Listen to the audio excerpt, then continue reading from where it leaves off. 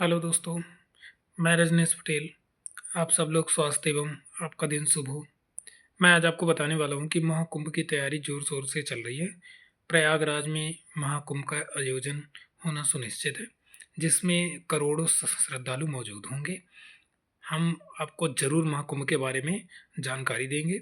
महाकुंभ 2025 का आयोजन प्रयागराज में 13 जनवरी 26 फरवरी तक होगा। इस कुंभ के दौरान कुल 6 शाही स्नान होंगे। महाकुंभ दुनिया का सबसे बड़ा धार्मिक मेला है। 30 30 से 45 दिन तक चलने वाला महाकुंभ हिंदुओं के लिए काफी मायने रखता है। महाकुंभ 144 साल बाद फिर से आयोजित हो रहा है। माना जा रहा है कि इस महाकुंभ में देश विदेश के 40 करोड़ से ज्यादा श्रद्धालु शामिल होंगे। कुछ साल पहले हरिद्वार में कुंभ मेला लगा था। उससे पहले भी अर्ध कुंभ हुआ था। महाकुंभ, कुंभ और अर्ध कुंभ कुंभ सभी अलग अलग हैं। महाकुंभ के पीछे एक पौराणिक कथा है। देवताओं और असुरों ने मिलकर समुद्र मंथन से अमृत निकाला। अमृत के लिए राक्षसों और देवताओं के बीच 12 दिनों तक लड़ाई चली। कहा जाता है कि देवताओं और राक्षसों के लड़ाई मनुष्यों के 12 साल के बराबर थी। यही वजह है कि हर 12 साल में एक बार कुंभ मेला मनाया जाता है। अमृतों को राक्षसों से बचाने के लिए भगवान विष्णु ने अमृत का पात्र गरुड़ को दे दिया था। इस दौरान अमृत की कुछ बूंदें धरती पर प्रयागराज की नासिक, हरिद्वार और उज्जैन में गिर गई थी। यही वजह है कि इन 4 जगहों पर भी कुंभ का आयोजन होता है। महाकुंभ 144 साल में एक बार ही होता है। साथ ही महाकुंभ सिर्फ इलाहाबाद के तट पर ही होता है। भारत में और किसी जगह पर महाकुंभ नहीं होता है। 12 साल में एक पूर्ण कुंभ होता है। 12 पूर्ण कुंभ होने के बाद महाकुंभ का आयोजन किया जाता है। वैसे तो सभी कुंभ का महत्व है, लेकिन महाकुंभ का महत्व सबसे ज्यादा माना जाता है। महाकुंभ के बाद पूर्ण कुंभ आता है। इसे कुंभ भी कहा जाता है। यह कुंभ मेला 12 साल में एक बार आयोजित होता है। कुंभ मेला नासिक, हरिद्वार, प्रयागराज और उज्जैन में होता है। भारत और ऑस्ट्रेलिया के बीच आज 26 दिसंबर से मेलबर्न में बॉक्सिंग डे टेस्ट शुरू हुआ। पहले दिन ऑस्ट्रेलिया ने 311 का स्कोर बनाया। इस मैच में ऑस्ट्रेलिया ने टॉस जीता और पहले बल्लेबाजी करने का फैसला किया। सीरीज में दोनों ही टीमें फिलहाल एक एक मैच जीतकर बराबरी पर हैं। बॉर्डर गवास्कर ट्रॉफी बीजीटी के तहत भारत और ऑस्ट्रेलिया के बीच चौथा test Melbourne cricket stadium MCG में 26 दिसंबर को शुरू हुआ। मैच के पहले दिन ही गेंद और बल्ले का जबरदस्त मुकाबला देखने को मिला। पार्थ एडिलेड और ब्रिस्बेन की अपेक्षा मेलबर्न की पिच बल्लेबाजों के लिए मददगार दिखी। यही कारण रहा कि ऑस्ट्रेलिया की ओर से पहले ही दिन मैच में 4 अर्धशतक बने। मैच में टॉस ऑस्ट्रेलियाई टीम ने जीता और पहले दिन 311 6 विकेट खोकर 86 ओवर्स का स्कोर बनाया। PAT Cummins 8, Steven Smith 68 crease पर हैं। पहले दिन भारतीय टीम की ओर से सबसे पहले सफल गेंदबाज जसप्रीत बुमराह, जिन्होंने 3 विकेट अपने नाम किए। टॉस जीतकर सबसे पहले बैटिंग करने उतरी ऑस्ट्रेलिया की शुरुआत शानदार रही। 19 साल के डेब्यूटेंट सैम कॉस्टस ने जसप्रीत बुमराह के खिलाफ बेहतरीन शॉट्स लगाए। पारी के 7वें ओवर में कोस्टस ने जसप्रीत बुमराह के खिलाफ 2 चौके के अलावा स्विच हिट के जरिए एक छक्का लगाया। हालांकि इसके बाद उस्मान ख्वाजा और मार्नस लबुशेन ने संभल कर खेले और दोनों ने 65 रन की पार्टनरशिप की। इसी बीच बुमराह एक बार फिर भारत के लिए ट्रम्प कार्ड साबित हुए और उन्होंने उस्मान ख्वाजा को आउट किया।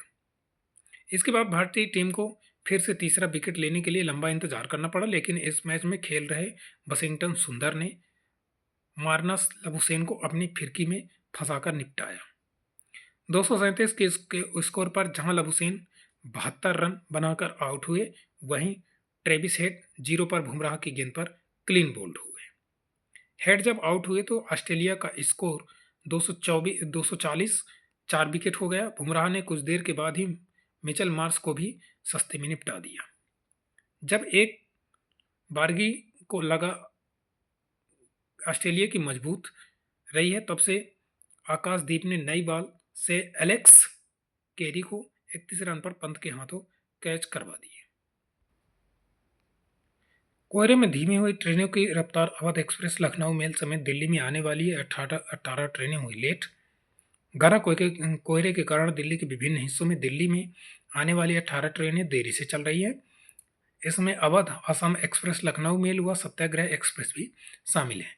रेलवे ने देरी से चल रही ट्रेनों की लिस्ट जारी की।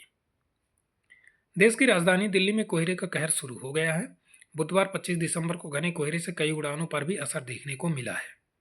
आज यानी 26 दिसंबर को भी दिल्ली घना कोहरे में लिपटी हुई है। इसका असर यातायात पर भी देखने को मिलने लगा है। भारतीय रेलवे के ताज़ा अपडेट के मुताबिक घने कोहरे के कारण देश के विभिन्न हिस्सों से दिल्ली आने वाली 18 ट्रेनें दिल्ली से चल रही हैं, देरी से चल रही हैं। इसमें अवध असम एक्सप्रेस, लखनऊ मेल व सत्याग्रह एक्सप्रेस भी शामिल हैं। रेलवे ने देरी से चल रही ट्रेनों की लिस्ट जारी की है। हालांकि दिल्ली में हवाई अड्डे के अधिकारियों का कहना है कि एयरपोर्ट पर विजिबिलिटी कम है, लेकिन सभी उड़ानों का संचालन सामान्य चल रहा है। बता दें कि 25 दिसंबर को कुछ उड़ानों पर असर देखने को मिला था। मौसम वैज्ञानिकों ने पूर्वानुमान बताया कि 26 से 28 दिसंबर तक दिल्ली में देर रात और सुबह के समय घना कोहरा छाया रहेगा। इसमें आंशिक रूप से बादल छाए रहें तथा शाम तक देर के समय हल्की बारिश होने की संभावना भी जताई गई है। इसके अलावा सुबह के समय मुख्य सतही हवा उत्तर प्रदेश दिशा में आने वाली की उम्मीद की गति 4 किलोमीटर घंटा से कम होगी। अधिकांशतः क्षेत्रों में धुंध और मध्यम कोहरे के छाए रहने की संभावना, जबकि सुबह के मध्य कुछ स्थानों पर घना कोहरा छाए रहने की संभावना है। देश में लगातार नई नई योजनाएं चालू हैं, जिससे लोगों को इसके लाभ भी मिल रहे हैं। हमारा जब से जम्मू कश्मीर 370 आर्टिकल और 35 से जब से ख़त्म हुआ है, तो वहाँ भी विकास की गति तेजी हुई है। इसके बाद से जो विकास की गति है वो तेजी होने से देश के पहले केबल ब्रिज पर जनवरी से ट्रेनें दौड़ने लगेंगी। रेलवे ने किया ट्रायल। रेल मंत्रालय की ओर से जानकारी दी गई है कि जम्मू कश्मीर में कनेक्टिविटी को बढ़ावा देते हुए USBRL परियोजना के लिए भारत के पहले केबल स्टेड रेल पुल अंजी खंड ब्रिज पर टावर बैगन का ट्रायल रन सफलतापूर्वक किया गया है। जम्मू कश्मीर के रियासी जिले में भारत के पहले केबल स्टेट रेल ब्रिज अंजी खंड पुल पर टावर बैगन का सफलतापूर्वक ट्रायल रन किया गया। अब नए साल जनवरी में कश्मीर के लिए रेल सेवाएं शुरू करने का रास्ता साफ हो गया है। केंद्रीय रेल मंत्री अश्विनी वैष्णव ने अपने आधिकारिक सोशल मीडिया पर प्लेटफॉर्म एक्स पर ट्रायल रन का वीडियो क्लिप भी शेयर किया है। रेल मंत्रालय ने एक बयान जारी कर कहा कि जम्मू और कश्मीर में कनेक्टिविटी को बढ़ावा देते हुए USBRL परियोजना के लिए भारत के सबसे पहले केबल स्टैंड रेल पुल अंजी खंड ब्रिज पर टावर बैगन का ट्रायल रन सफलतापूर्वक पूरा हो गया है।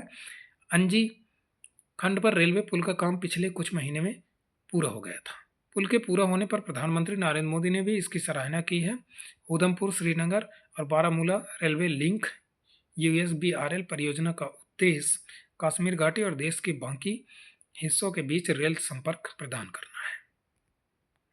अधिकारियों ने बताया कि अंजी खंड पुल, जिसमें नदी है, USBRL परियोजना के तहत भारतीय रेलवे द्वारा हासिल की गई एक और इंजीनियरिंग उपलब्धि है।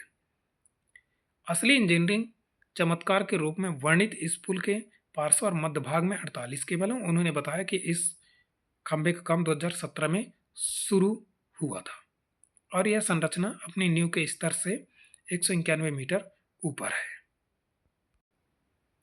यह कौरी में चेनबा नदी पर बने प्रतिष्ठित आर्च ब्रिज के बाद दूसरा सबसे ऊंचा रेलवे पुल है, जो नदी तल से 359 मीटर ऊपर बना दुनिया का सबसे ऊंचा रेलवे पुल है।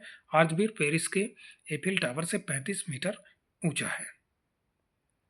अधिकारियों ने बताया कि अंजी खंड पुल की कुल लंबाई 473.25 मीटर है, जिसमें पुल की लंबाई 120 मीटर और केंद्रीय तटबंध की लंबाई 94.25 मीटर है।